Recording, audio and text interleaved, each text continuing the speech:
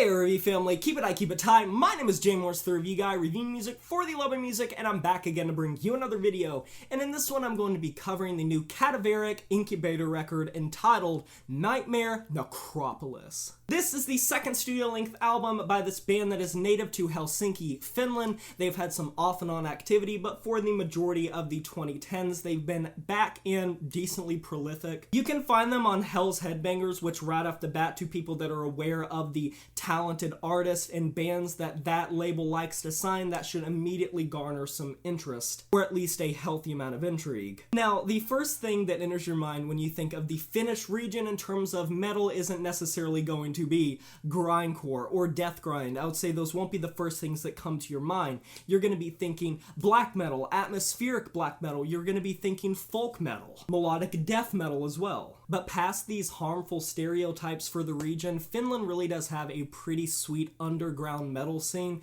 so don't let the gorgeous and lavish and lush terrain distract you from just how vile some of these bands can kick it. And wow, this thing really is a killer find. It's already shaping up to be one of my favorite records of the year so far. I've been listening to this record so much recently, and I just find more things to really love about it every single time I listen to it. I didn't really know what to expect stepping into it, as many blind finds can really prove, considering this was the first time I had ever heard of the band, but I went back and listened to their first studio-length album as well as some of their other records in their discography that aren't studio-lengths, and I've been missing a lot, and you guys are too if you miss out on this band. It's no secret in the metal sphere that last year was a phenomenal year for grindcore records. There were so many just amazing grind records released, and this year hasn't inherently followed suit. There haven't really been nearly as many fantastic grind records, and I think without a doubt I can say this record is my favorite of the year in terms of grind, and easily shaping up to be a top 10 record of the year for me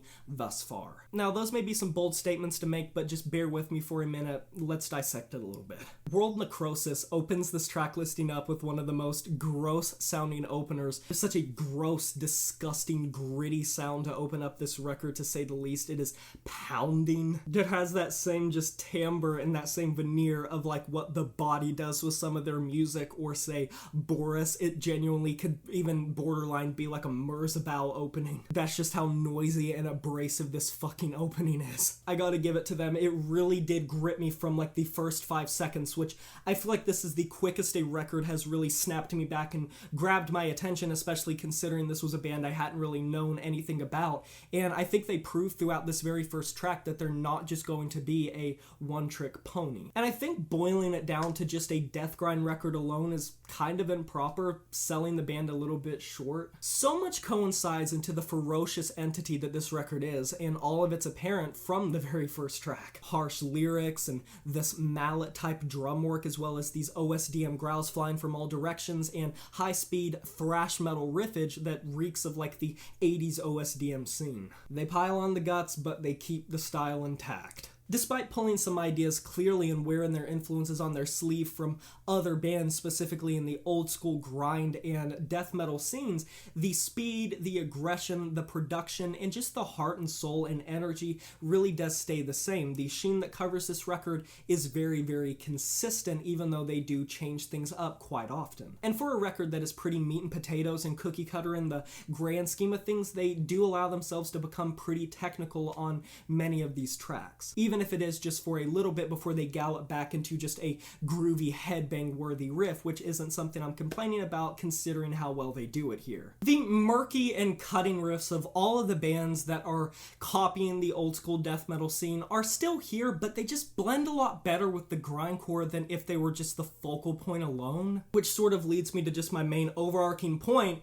The death metal and the grindcore blend extremely well, and anyone that has an ear for that is going to find so much appreciation in how this band is able to blend the two. You would think this is like a seasoned veteran band that's been around since like the 80s or the 90s. And it's not even uncommon for this band to hit some pretty tasty solos. I would say if there was a major character flaw with this record, they would be found in the guitar solos. They're pretty omnipresent across this record, and while they are very catchy, and when they hit you can't help but just really get caught up in the adrenaline of it. They do play it with a lot of gusto. I'll say they probably are the one thing that can fall a little bit in the vein of feeling a little bit too cookie cutter even by this own band standards. But I will say this is a nitpick. This is something that is not going to impact the listening that much because they're still very good. They're just the less good version of everything else that is really good, if that makes sense. And that leads me to another point. Most of the time, a quick track in this genre can blaze by and leave you feeling like you don't know what the hell you just listened to or what really happened musically. This is a problem that a lot of bands run into if they don't have a proper production backing them. Notoriously, bass just kind of gets left in the backdrop. Or the vocals will be too loud or too quiet in the mix. They'll either swallow it or they'll be non-existent. Finding that good middle ground is important, and this band did that amazingly well. And I was impressed a lot across this record of how they could take a track that was so short and make it feel like so much more than it actually was. Usually it's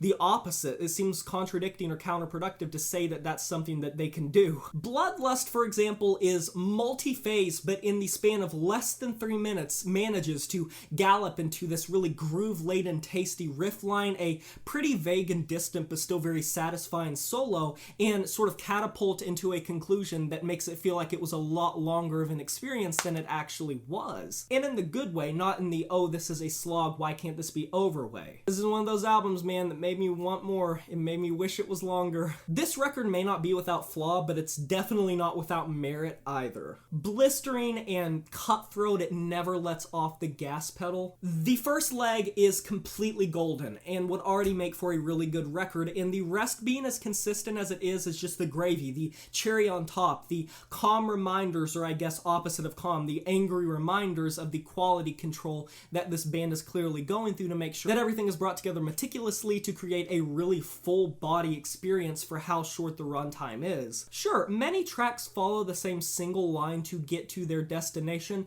Many of these tracks end up in the same spot, but for me, it's how the tracks get there and it's the road they take that are very different that really makes this record special. It was an amazing find in the underground, probably one of my favorite records of the year thus far, and something that I really suggest to death metal and grindcore fans or just Deathgrind fans that want something that is in and out very quick with a very blistering sound and a great production to it that deserves a lot more attention than it is really getting. I'm definitely going to sort of be a campaigner for this record in the sense that I'll praise it when I get the chance, because this record really does stick out and I really do suggest it. And I think the more time I spend with this record, the more I come to appreciate just how well defined it is as a record of its genre, and I don't see that changing. I think I'm just going to continue to like this record more and more as the year progresses, but maybe that's just me.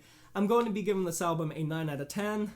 And that is a wrap. Have you heard this new Cadaveric Incubator record, Nightmare Necropolis? If you have, let me know in the comment section below what you thought about it. I would love to discuss this record with you. Be sure to like this video if you enjoyed it, subscribe to join the review family today, and smash that notification bell to be notified about future uploads. You know who it is. My name is Jay Morris, the Review Guy, and I'm signing off saying farewell.